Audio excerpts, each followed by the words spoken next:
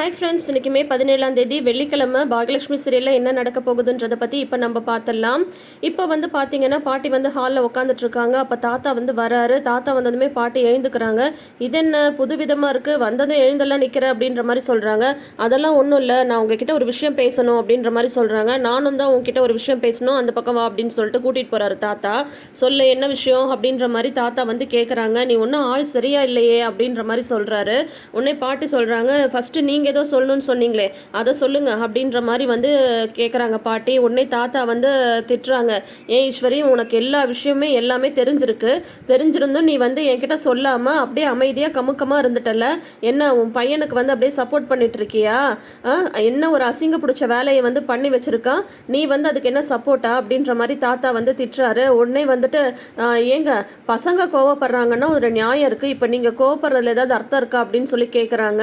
என்ன ஈஸ்வரி, நீ பேசுகிற விதமே சரியில்லையே, என்ன நினச்சிட்டு இருக்க உன் மனசில் அப்படின்ற மாதிரி தாத்தா வந்து சொல்கிறாங்க. இல்லை, இப்படி எல்லாருமே வந்து கை விட்டுட்டா அவன் வந்து என்ன பண்ணுவான்? பாக்யாவை டைவர்ஸ் பண்ணது, ராதிகாவை கல்யாணம் பண்ணது அதெல்லாம் விடுங்க. வந்து அவனுக்கு உடம்பு சரியில்லாமல் தான் நான் வந்து இங்கே கூட்டிகிட்டு வந்தேன். இப்போ வந்து அவனை வந்து எல்லாரும் வீட்டை விட்டு வெளியே போன்னு சொல்கிறீங்க. அவன் வந்து என்ன பண்ணுவான்? அவன் மட்டும் பாவம் இல்லையா அப்படின்ற மாதிரி சொல்கிறாங்க. அப்புறம் அப்படின்ற மாதிரி கேட்குறாரு தாத்தா. இல்லை, இந்த மாதிரி எல்லாருமே வந்து கை விட்டுட்டா அவனுக்கு ஏதாவது ஆயிட்டா நான் என்ன பண்ணுறது? எனக்கு இருக்கிறது ஒத்த புள்ள, அவனுக்கு வந்து ஏதாவது ஆயிட்டா அப்புறம் அவன் இல்லாமல் நான் மட்டும் உயிரோடு இருந்து என்ன பண்ண போகிறேன் அப்படின்ற மாதிரி வந்து சொல்கிறாங்க. இப்போ நீ என்ன சொல்ல வர அப்படின்ற மாதிரி வந்து கேட்குறாங்க தாத்தா. அதுக்காக நீ என்ன அவனை வந்து இங்கேயே வச்சுக்கணும்னு சொல்கிறியா அப்படின்ற மாதிரி வந்து கேட்குறாரு. உடனே பாட்டி வந்து சொல்கிறாங்க, இல்லை நான் ஒன்றும் அப்படியெல்லாம் சொல்லலை, அதனால் அவனை வந்து அப்படியே விட்டுற முடியாது அப்படின்ற மாதிரி தான் வந்து சொல்கிறேன் அப்படின்னு சொல்லிட்டு சொல்கிறாங்க. அவன் என்கிட்ட வந்து அழறாங்க, எனக்கு எல்லாருமே என்னை வந்து கைவிட்டுட்டாங்க அப்படின்ற மாதிரிலாம் அழறாங்க. அவன் இதுக்கு முன்னாடியெல்லாம் நல்ல பையனாக தானங்க இருந்தான், நல்லா தானே நம்ம எல்லாருமே பார்த்துக்கிட்டான் அப்படின்ற மாதிரி பாட்டி வந்து சொல்கிறாங்க. அவன் நல்ல விதமாக இருந்த வரைக்கும் எல்லாருமே நம்மளும் அவனை நல்லா தான் வச்சுட்டு இருந்தோம். அவன் எப்போ இந்த கேடுகட்ட வேலையெல்லாம் பண்ண ஆரம்பித்தானோ அப்போ இருந்து தான் எங்களுக்குமே யாருக்கும் பிடிக்காம போயிடுச்சு. இப்போ உன் பையனை வந்து யாரும் எதுவும் சொல்லலை, அவனுக்குன்னு ஒரு சம்சாரம் இருக்கா, அதோ புள்ள பிறக்க போகுது, அவன் வரைக்கும் அவன் குடும்பத்தோடு போய் தனியாக எங்கேயோ சந்தோஷமாக இருக்கட்டும் தானே சொல்றோம். ஆனா அவன் வந்து இங்க இருக்கக்கூடாது, அவ்வளவுதான், அது பிள்ளைங்களுக்கு பிடிக்கல அப்படின்ற மாதிரி வந்து தாத்தா வந்து சொல்றாங்க. அப்படியெல்லாம் அவனை வந்து விட்டுற முடியாது, அப்படியே விட்டுட்டா எனக்கு பையன் இல்லாம போயிட்டா நான் என்ன பண்றது அப்படின்றாங்க. அதுக்காக நீ என்ன கூட போறியா அப்படின்ற மாதிரி வந்து கேக்குறாங்க தாத்தா. ஆமாம், நான் வந்து அவன் கூடயே போயிடலான் இருக்கேன் அப்படின்னு சொல்லிட்டு பாட்டி வந்து சொல்கிறாங்க. உடனே தாத்தா சொல்கிறாங்க, அட்ரஸ் அக்க அதானே பார்த்தேன், என்னடா வண்டி வந்து ஒரு பக்கமாக கொடசாயுதேன்னு பார்த்தேன். அப்புறம் அப்போ நீ அவனோட போய் இருக்க போகிற அப்படிதானே அப்படின்ற மாதிரி சொல்கிறாங்க. சரி கிளம்பு அப்படின்னு சொல்லிடுறாரு தாத்தா. என்ன இப்படி உடனே சரின்னு சொல்லிட்டீங்க, அப்போ எப்போ தான் என்னை அனுப்பலான்னு சொல்லிட்டு பார்த்துட்டு இருந்தீங்களா அப்படின்றாங்க பாட்டி. உடனே தாத்தா வந்து சொல்கிறாங்க, இந்த ட்ராமா பண்ணுற வேலைலாம் எதுவும் என்கிட்ட வேண்டாம், இப்போ நீ வந்து கிளம்பணும்னு முடிவு பண்ணிட்டல, கிளம்பு.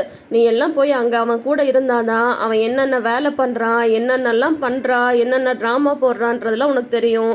உனக்கெல்லாம் அங்கே போய் இருந்த பட்டாதான் உனக்கெல்லாம் புத்தி வரும். நல்லா போய் படு, அப்போ தான் உனக்கு பாக்யாவோட அருமை, இந்த வீட்டோட அருமைலாம் உனக்கு வந்து தெரியும்.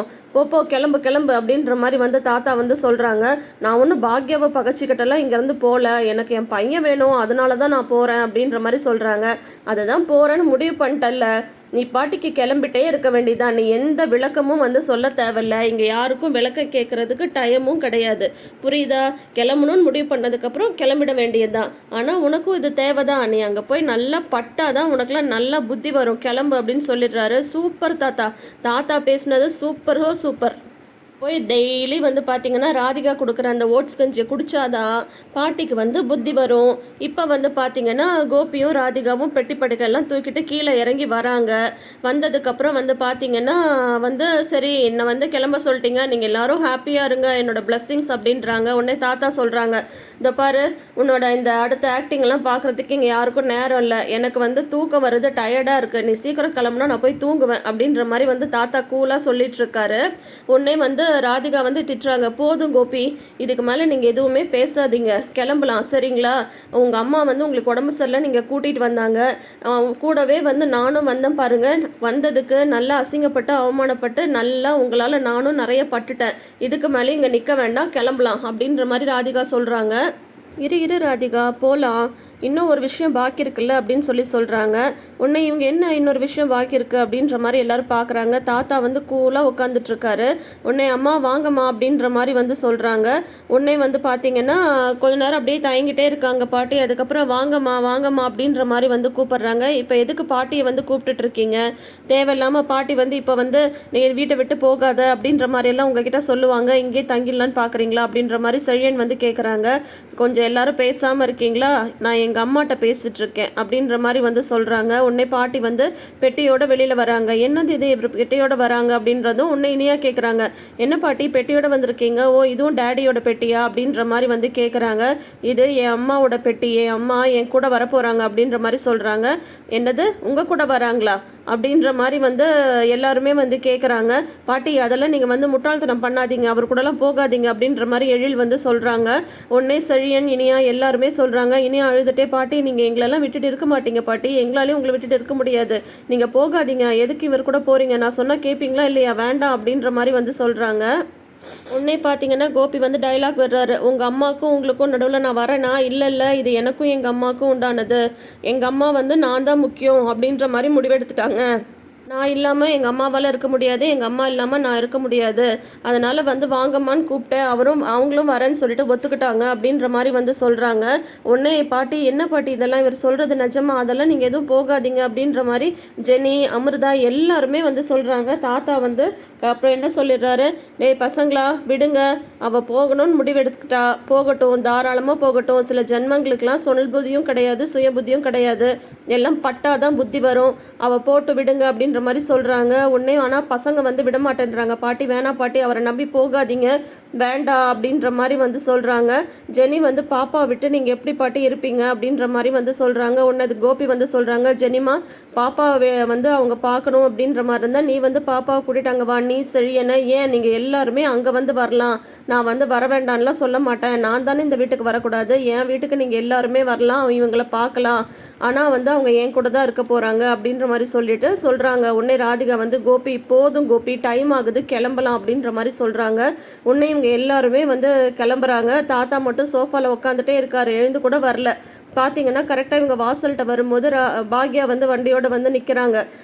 திரும்பி பார்த்தா எல்லாம் அப்படியே வெளியில் இவங்கெல்லாம் வர்றதை பார்த்துட்டு அப்படியே ஒரே சந்தேகமாக வந்து நிற்கிறாங்க. கோபி கையில் பார்த்தீங்கன்னா பாட்டியோட பெட்டியும் இருக்குது. இனியா வந்து உடனே பாக்யட்ட சொல்கிறாங்க, அம்மா டேடி வந்து கிளம்புறாருமா, ஆனால் பாட்டியும் கூடயே கிளம்புறாங்க அப்படின்னு சொல்கிறாங்க. உடனே பாக்யா வந்து அப்படியே ஆச்சரியமாக வந்து பார்க்குறாங்க, அதிர்ச்சியாக பார்க்குறாங்க. பாட்டி முகத்தையே வந்து பார்க்குறாங்க. பாட்டிக்கு வந்து பாக்யா முகத்தை பார்க்கவே ஒரு மாதிரி இருக்குது. உடனே வந்து பார்த்திங்கன்னா கோபி வந்து சொல்கிறாங்க, ஆமாம் எங்கள் அம்மா வந்து என் கூட வந்து வராங்க, பெத்த பையனா இல்லை மற்றவங்களா அப்படின்னு பார்க்கும்போது எங்கள் அம்மாவுக்கு நான் தான் முக்கியம் அப்படின்றது நல்லா தெரிஞ்சிருச்சு, மற்ற பாசம்லாம் சும்மா, என் மேலே எங்கள் அம்மா வச்சுருக்கிற பாசம் தான் உண்மை, நீங்கள் எல்லாரும் வந்து என்னை வேணான்னு சொல்லலாம், ஆனால் எங்கள் அம்மாவால் என்னை வேணான்னு சொல்ல முடியாது, எங்கள் அம்மாவை வந்து நான் என் கூட கூட்டிகிட்டு போகிறேன், அதை தடுக்கிற உரிமை யாருக்குமே இங்கே வந்து கிடையாது அப்படின்ற மாதிரியெல்லாம் இவர் திமிராக வந்து பேசிகிட்ருக்காரு. உடனே பாக்யா வந்து அப்பயும் பாட்டியோட முகத்தையே பார்த்துட்ருக்காங்க. இவர் வந்து அப்படியே மனசுக்குள்ளே நினச்சிக்கிறாரு, கெஞ்சு கெஞ்சு நல்லா போகாதீங்க அத்தன், கெஞ்சு நீ கெஞ்ச கெஞ்ச எங்கள் அம்மாவை கூட்டிகிட்டு போனால் தான் நான் வந்து ஜெயிச்ச மாதிரி அப்படின்ற மாதிரி வந்து இவர் மனசுலேயே நினச்சிக்கிறாரு. ஆனால் வந்து பாக்யா வந்து பார்த்தீங்கன்னா நகர்ந்து வழிய விடுறாங்க. அதை பார்த்ததுமே எல்லாருக்கும் ஷாக் ஆகிடுது, பாட்டிக்குமே வந்து ஷாக் ஆகிடுது. பாட்டி எதுவுமே சொல்ல வெளியில் வராங்க. 3 பேரும் கோபி ராதிகா பாட்டி 3 பேரும் வந்து வெளியில் வராங்க. பாட்டி வந்து பாக்யாவை பார்த்து, பாக்யா உனக்காவது பசங்க மருமகளுங்க எல்லாரும் இருக்காங்க, ஆனால் எனக்கு இவனை விட்டால் யாருமே இல்லை, இவன் இல்லாமல் என்னால் இருக்க முடியாது அப்படின்ற மாதிரி வந்து சொல்கிறாங்க. நான் இப்போ எதுவுமே சொல்லலையே அத்தை அப்படின்ற மாதிரி சொல்கிறாங்க. பாக்யா உடனே பாட்டி வந்து சொல்கிறாங்க, அப்போது நான் போகிறதுல உனக்கு எந்த பிரச்சனையுமே இல்லையா அப்படின்ற மாதிரி வந்து கேட்குறாங்க. நீங்கள் ஒரு முடிவெடுத்துட்டீங்க, அதில் வந்து நான் என்ன சொல்ல போகிறேன் அப்படின்ற மாதிரி சொல்கிறாங்க பாக்யா.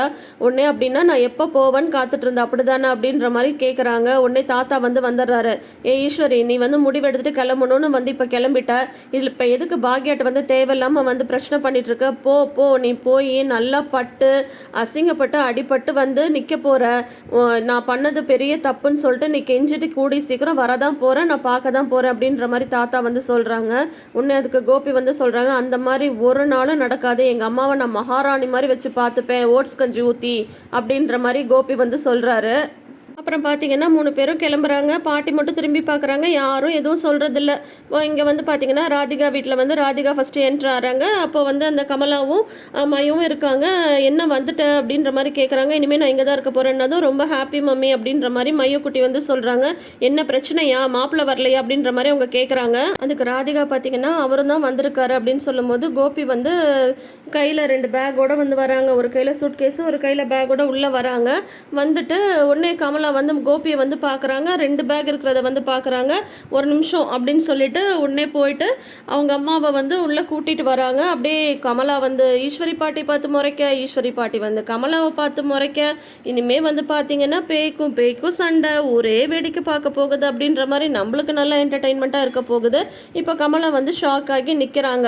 இப்போ அதோட வந்து எபிசோட வந்து முடிச்சிருக்காங்க. ஆனா இதுக்கு மேல கண்டிப்பா இன்ட்ரஸ்டிங் எபிசோட்ஸ் இருக்கும் அப்படின்ற மாரி தான் நம்மளே எதிர்பார்த்துட்டு இருக்கோம். டைரக்டர் சார், நெறைய விஷயத்துல நீங்க வந்து எங்கள ஏமாத்திட்டீங்க. இந்த விஷயத்துலயும் ஏமாத்திடாதீங்க. என்ன பாட்டி வந்து பட்டு திருந்தி கண்டிப்பா பாக்யாட்ட போகணும். அந்த மாதிரியான எபிசோட்ஸ தான் நாங்க வந்து எதிர்பார்க்குறோம். ஸோ இன்ட்ரஸ்டிங் எபிசோட்ஸ்க்காக வெயிட் பண்ணலாம். மறக்காம நீங்க என்ன நினைக்கிறீங்கன்னு சொல்லிட்டு கமெண்ட் செக்ஷன்ல சொல்லுங்க ஃப்ரெண்ட்ஸ். கூடவே நம்ம சேனல நீங்க இன்னும் சப்ஸ்கிரைப் பண்ணாம வீடியோஸ் பார்க்குறீங்கன்ற மாரி தான் இப்பயே சப்ஸ்கிரைப் பண்ணிக்கோங்க. பக்கத்துல இருக்க நோட்டிஃபிகேஷன் பெல் ஐகான்ல ஆல் சிம்பல் கிளிக் பண்ணிக்கோங்க. Thank you.